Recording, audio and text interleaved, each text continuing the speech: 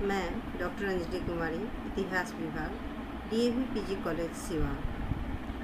आज हम लोग चर्चा करने जा रहे हैं गांधी जी द्वारा किए गए विभिन्न आंदोलनों के क्रम में सविनय अवज्ञा आंदोलन और बिहार में इसके प्रसार और बिहार की जनता की भागीदारी के स्वरूप पर। जैसा कि हमने पहले देखा कि सहयोग आंदोलन को अप्रत्याशित स्थगित कर दिया गया था। यह आंदोलन भले ही असफल हो गया, पर इसने पूरे देश में राजनीतिक चेतना को कल्पनातीत रूप से ऊंचा उठा दिया था और गांधी जी देश के सबसे बड़े नेता के रूप में प्रतिष्ठित हो गए थे। इसी समय से गांधी युग की शुरुआत माना जाने लगा। असहयोग आंदोलन के असफल होने के बाद गांधी जी शांत नहीं बैठे। उन्होंने अपने आप को रचनात्मक कार्यक्रमों में लगाया। इसके बाद गांधी जी के नेतृत्व में एक और आंदोलन की शुरुआत हुई जो ब्रिटिश शासन के विरुद्ध था और यह दूसरा व्यापक जन आंदोलन था। पहले की तुलना में यह आंदोलन अधिक व्यापक और दीर्घकालीन था। इसका प्रभाव गांव और शहरों दोनों पर पड़ा। उस आंदोलन का नाम सविनय अवज्ञा आंदोलन था। इस आंदोलन में बिहार के विभिन्न सामाजिक वर्गों, युवा वर्ग, व्यापारिक वर्ग, किसान वर्ग, मजदूर वर्ग, कैदी वर्ग और महिला वर्ग ने महत्वपूर्ण भूमिका निभाई। सविनय अवज्ञा के कारणों का विश्लेषण करें तो इसमें नेहरू रिपोर्ट को सरकार द्वारा अस्वीकार किया जाना, विश्वव्यापी आर्थिक मंदी का भारतीय अर्थव्यवस्था पर बुरा प्रभाव, फिर 1929 ईस्वी में सरकार द्वारा पब्लिक सेफ्टी बिल पेश किया जाना, मेरठ षड्यंत्र केस और लाहौर षड्यंत्र केस में सरकार विरोधी विचारधारा को बल मिला और 1929 में लाहौर अधिवेशन में कांग्रेस द्वारा पूर्ण स्वराज की मांग करना आदि शामिल है।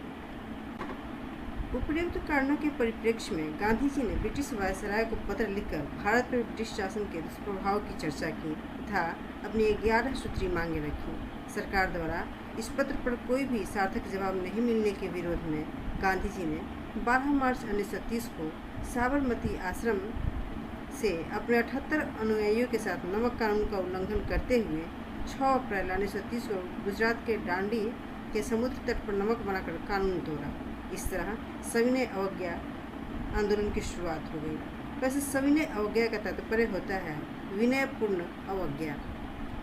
गांधी जी ने सविनय अवज्ञा के लिए कई कार्यक्रम प्रस्तुत किए, जिसमें नमक कानून के उल्लंघन के अलावा विदेशी वस्तुओं, शराबों, सरकारी स्कूल कॉलेजों, न्यायालयों का बहिष्कार करना, खादी एवं चरखा को अपनाना, वकीलों द्वारा वकालतों का बहिष्कार, सरकारी कर्मचारी द्वारा अपने पदों से त्यागपत्र देना, सरकार को कर नहीं देने का आह्वान, सभी कार्यक्रमों में सत्य और अहिंसा को सर्वोपरि रखना आदि था।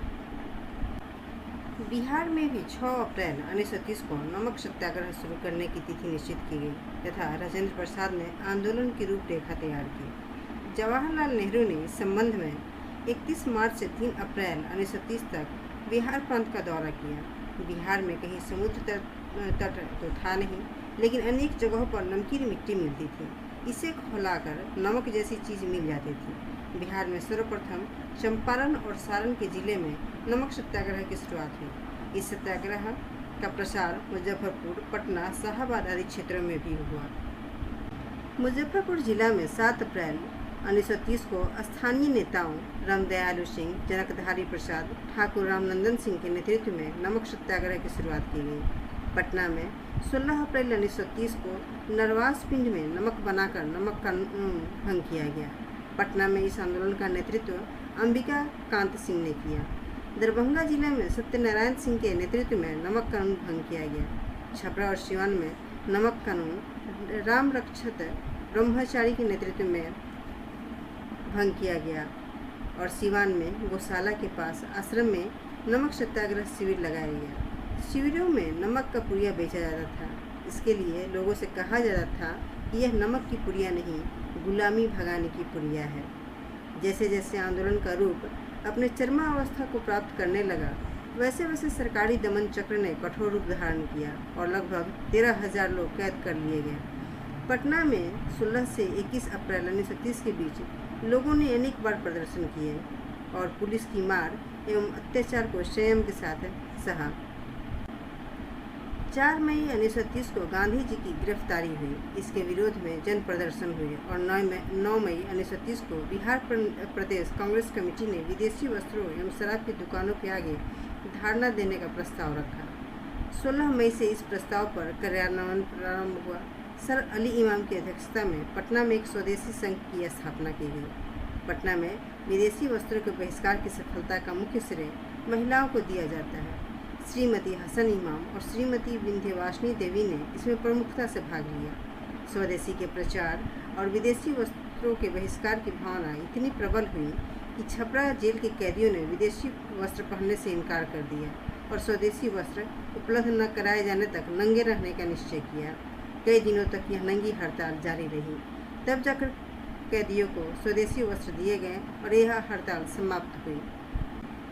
इस आंदोलन के क्रम में बिहार में चौकीदारी कर बंद करने के लिए भी आंदोलन हुआ। चौकीदारी कर की वसूली के क्रम में जो अत्याचार बिहार में हो रहा था, इस कारण लोगों में असंतोष की भावना थी। बिहार में चौकीदारी कर का भुगतान करने से किसानों ने मना कर दिया। इसमें चंपारण जिला सबसे आगे था। जिले के 5 थाने सुगौली, गोविंदराज, ढाका, जोगापट्टी, मझौलिया इससे प्रभावित थे। शाहाबाद जिला के बाबूरा नामक स्थान पर कुछ लोगों ने चौकीदारी कर चुकाने से मना कर दिया।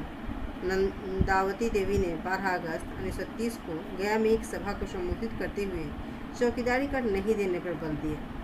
शाहाबाद जिले के चौगाई यूनियन के एक सरपंच, एक दफादार और 6 चौकीदारों ने त्यागपत्र दे दिया। सारण यूनियन बोर्ड के अध्यक्ष जमुना सिंह ने भी चौकीदारी कर के विरोध में त्यागपत्र दे दिया। इस कारण सारण, पटना, पूर्णिया, मुंगेर और मुजफ्फरपुर में भी यह अभियान शुरू हो चुका था। प्रांतीय कांग्रेस कमेटी के आदेश पर 29 जून 1930 को राम सुंदर लाल, जिनकी मृत्यु सारण जिला के गोपालगंज अनुमंडल के कटिया थाना में हो गई थी, का स्मृति दिवस मनाया गया था। सरकारी दमन के उपाय अब तीव्र होने लगे। भागलपुर जिला के बीहपुर में सत्याग्रही स्वयंसेवकों पर पुलिस का दमन चक्र बड़ी कठोरता और निर्ममता के साथ चला। पुलिस अत्याचार के विरुद्ध बिहार काउंसिल के 4 सदस्यों अनंत प्रसाद, कमलेश्वरी सहाय, श्याम नारायण सिंह शर्मा और नवल किशोर प्रसाद सिंह ने सदस्यता त्याग दी।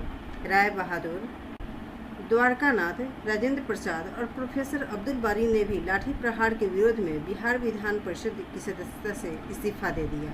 30 जून 1930 को कांग्रेस को अवैध घोषित कर दिया गया। 15 जुलाई को राजेंद्र प्रसाद भी गिरफ्तार हुए। उन्हें 6 महीने की कैद की सजा हुई। दमनकारी उपाय बहुत सफल न होने पर सरकार का भी रुख बदला। 5 मई 1931 को गांधी इरविन समझौता हुआ। कांग्रेसी नेताओं की रिहाई प्रारंभ हुई।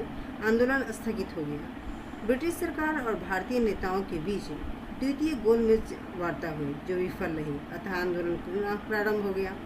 4 जनवरी 1932 को राजेंद्र प्रसाद, ब्रजकिशोर प्रसाद, कृष्ण बल्लभ सहाय, मथुरा प्रसाद, जगत नारायण लाल आदि बंदी बना लिए गए। 26 जनवरी को फिर समस्त बिहार में स्वाधीनता दिवस मनाया गया। इसके विरुद्ध सरकारी दमन निर्दयतापूर्ण ढंग से किया गया। मोतिहारी, रोसड़ा, बेगूसराय, शिवहर और तारापुर जैसे स्थानों पर गोलियां चलाई गई। इसमें कई लोग शहीद हुए। इसके विरोध में जगह जगह जुलूस निकाली गई। स्थिति का सामना करने के लिए सरकार ने 30 जून को विशेषाधिकार अध्यादेश जारी किया। लगभग इसी समय रैमजे मैकडोनाल्ड ने कम्युनल अवार्ड के सांप्रदायिक प्रचार के विरुद्ध हरिजनों के उद्धार का गांधी जी ने आह्वान किया। बिहार में हरिजन सेवक संघ की शाखाएं खोली गईं। 12 जुलाई 1933 को गांधी जी ने सामूहिक सविनय अवज्ञा के स्थान पर व्यक्तिगत सविनय अवज्ञा का प्रस्ताव रखा। बिहार में इसका काफ़ी अच्छा प्रभाव रहा। लगभग 880 सत्याग्रही जेल गए। 7 अप्रैल 1934 को गांधी जी ने पटना के अपने एक वक्तव्य में आंदोलन स्थगित करने की सलाह दी। 18 मई को बिहार प्रदेश कांग्रेस कमेटी ने इसका समर्थन किया और बिहार में आंदोलन स्थगित हो गया। मगर इसके प्रभाव निर्णायक रहे और इससे बिहार में राजनीतिक चेतना प्रबल हुई। इस आंदोलन के क्रम में प्रशासन और पुलिस से जुड़े भारतीय अधिकारियों और कर्मचारियों में भी राष्ट्रीय आंदोलन के प्रति सहानुभूतिपूर्ण जागृति हुई। इन्हीं दिनों बिहार में कांग्रेस सोशलिस्ट पार्टी का भी गठन हुआ। इसके अतिरिक्त बिहार में युवा आंदोलन एवं महिला आंदोलन ने भी जोर पकड़ा। इस प्रकार सविनय अवज्ञा आंदोलन अपने पूर्ण स्वतंत्रता के लक्ष्य को तो प्राप्त नहीं कर सका, परंतु उसने यह सिद्ध कर दिया कि स्वतंत्रता की भावना आम जनता तक पहुंच गई है। बिहार में इस आंदोलन का निर्णायक प्रभाव पड़ा। अब हम आगे की वीडियो में देखेंगे गांधी जी द्वारा भारत छोड़ो आंदोलन के आह्वान और बिहार में इसका प्रभाव और आम जनता की भूमिका इत्यादि। धन्यवाद।